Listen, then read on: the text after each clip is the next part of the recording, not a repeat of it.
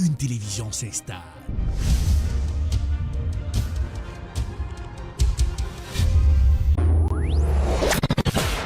Télébeltor, la télévision de l'information. And welcome to another edition of Political Period. Wap gérer santé ya, wap gérer la vie ya, parce que santé c'est richesse. Jeff Session, en pile question à poser aux observateurs, est-ce que son façon pour le président américain? Télébeltor, c'est la télévision de l'éducation. Nous nous connections avec toute activité communautaire. Télébeltor, la télévision de la spiritualité. Thank you, Jesus, for you set me free.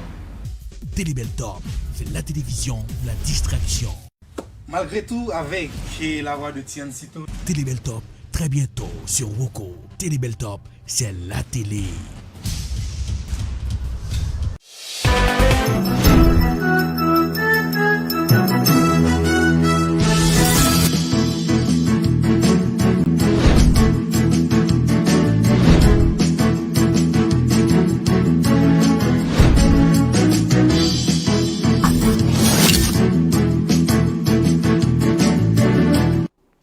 Tick-tock, tick-tock, the sound of the clock until the D-Day, the primary election on September 14, 2021 in Boston. Welcome to the road to the election. My name is Erlich Dorelas. Today, it's an honor to have with us candidate for District 4, Brian Worrell. City Council, how are you today, sir?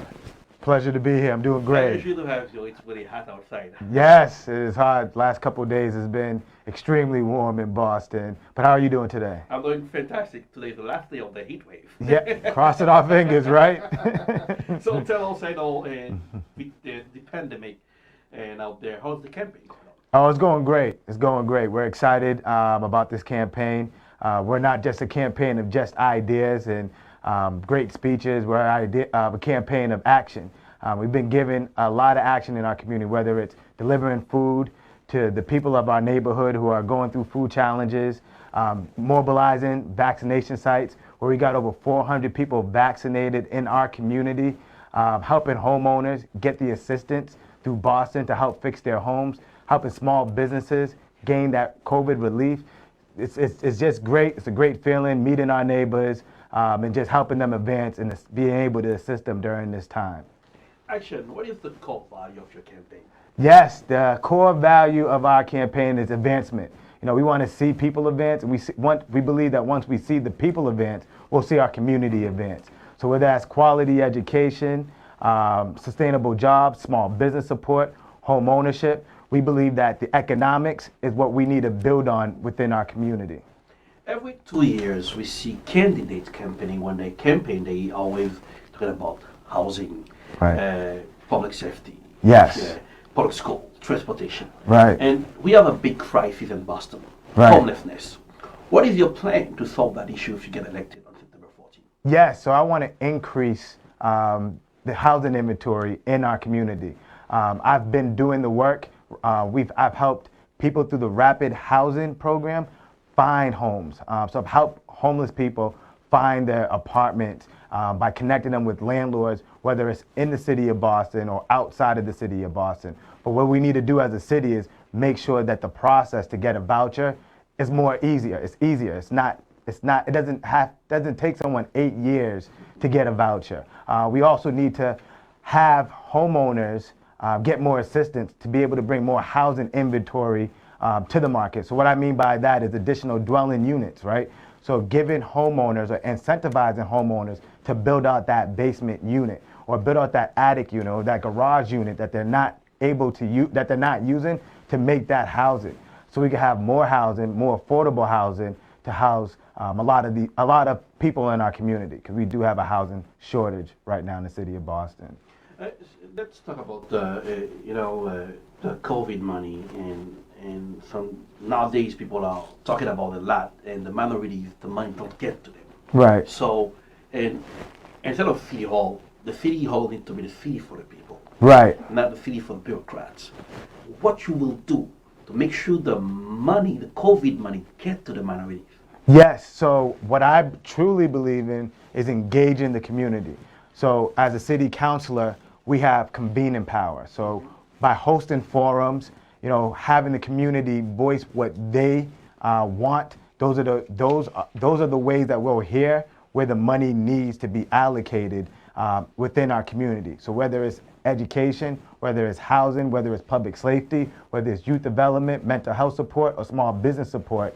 I mean, those are the things that I've been hearing when I'm knocking on the door, but housing seems to be the #1 issue in our community. So just hosting forums, listening, continuing to walk and knock on these doors, making phone calls to hear what people are really concerned about and what's important to them.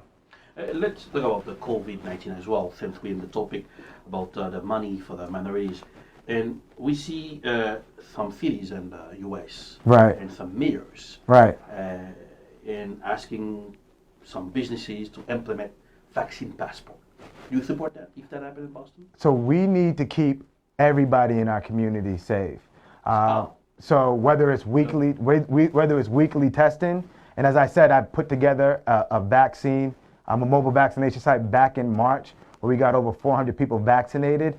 So continue pushing the education to our community about the vaccine. Right now, I believe it's Pfizer that just got FDA approved. So I know a lot of people were hesitant because it was only EUD approved, but now it's FDA approved. So hopefully that influences more people to get the vaccination. So by creating more spaces to get that vaccine, also making sure that we dismiss any misinformation about the vaccine, and then also because we're not able to give it to our youngest of residents, we want to make sure that our oldest or the ones that are caretakers for our youngest residents are practicing safety standards or are vaccinated.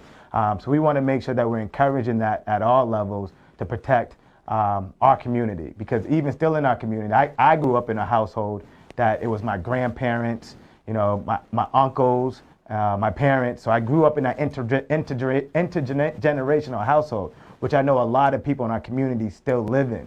So we want to make sure that when we send our kids off to school or send our kids off to the daycare, that they're being protected, because they are the vulnerable ones, because they cannot get vaccinated. So whether it's weekly tested or whether it's proof of vaccination, we have to make sure that we protect those that are vulnerable. Tested, who's going to pay for the test?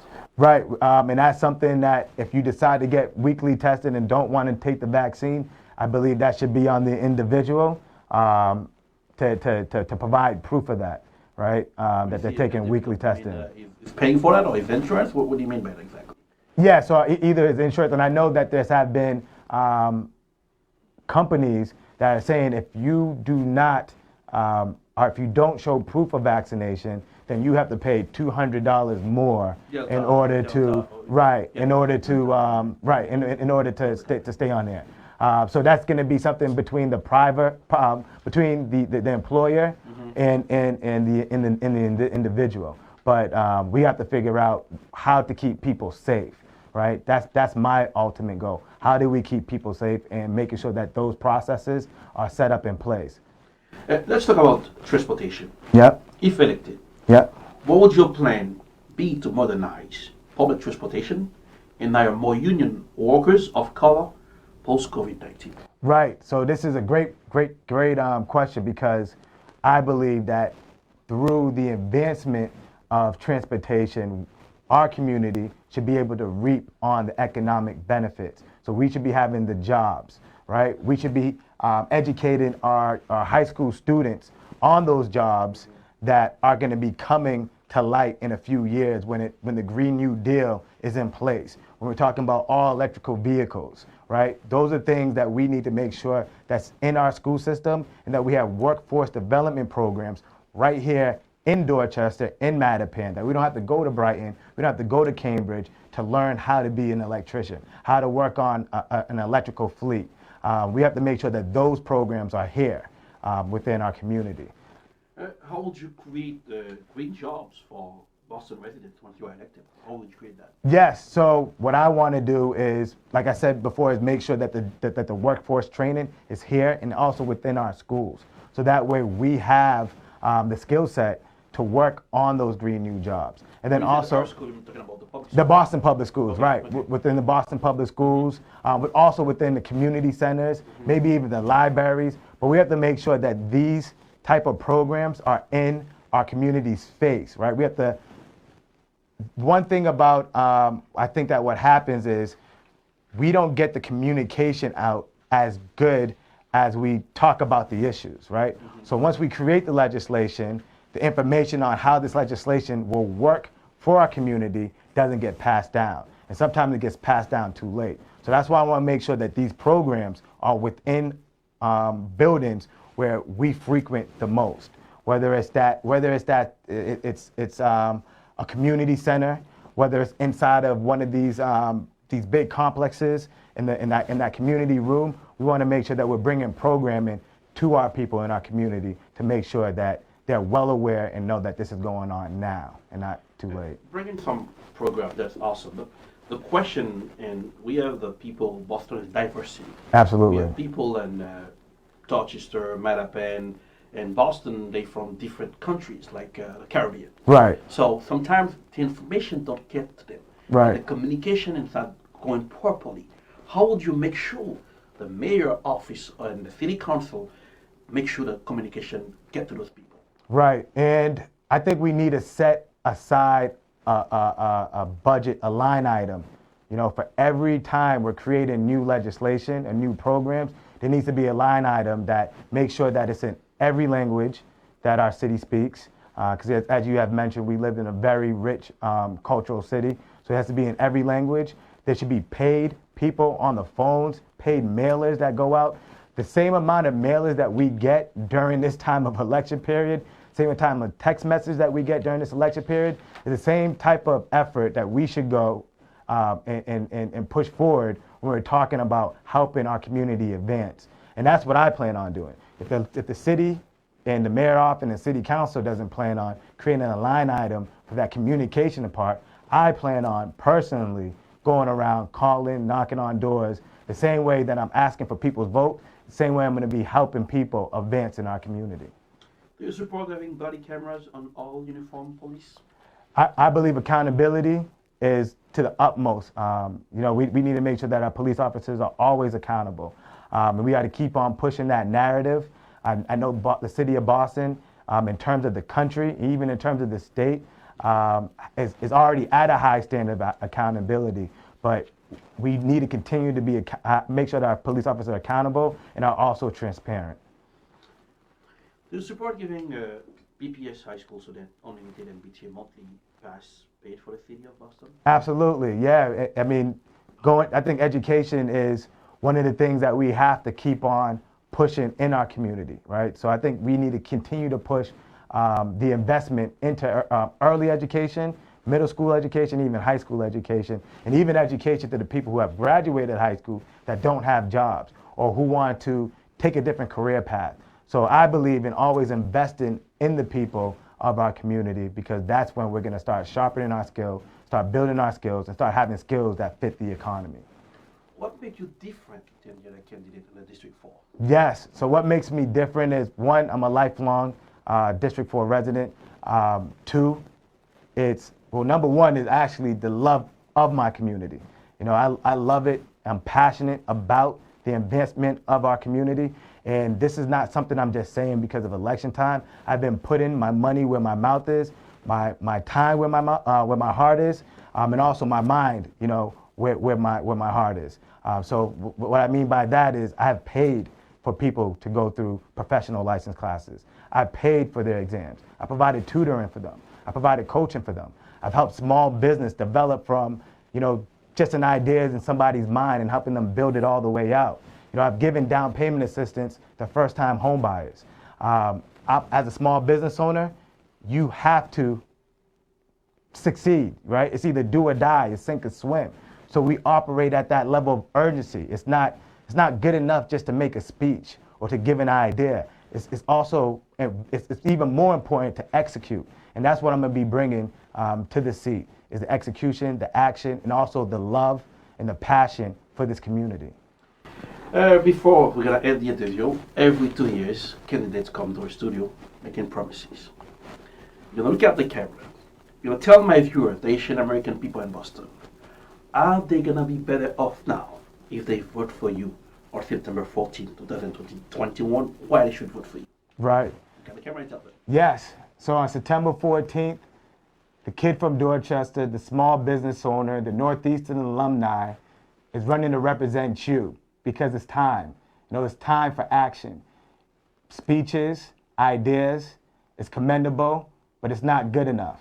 If you vote for me, you'll have an ally, a partner, someone who's going to be working day and night for you to make sure that the investments that we have longed for in our community, whether it's quality education, affordable housing, sustainable jobs, mental health support, are coming to your doorsteps.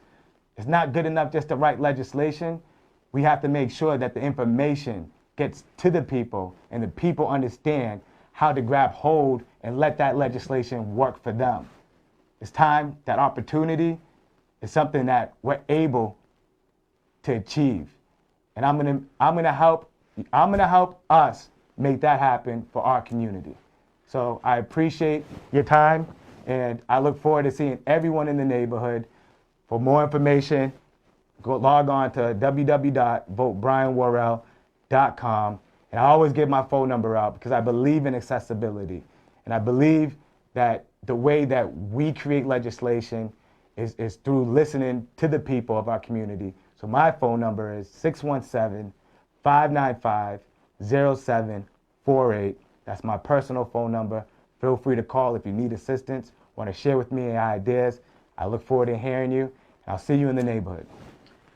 Local elections play a big role in the U.S. democracy. On September 14, voters, you have to vote. I report, you decide. My name is Erlich Dorelas. Have a good evening, everybody. See you. Thank you, Brian. Pleasure's all mine.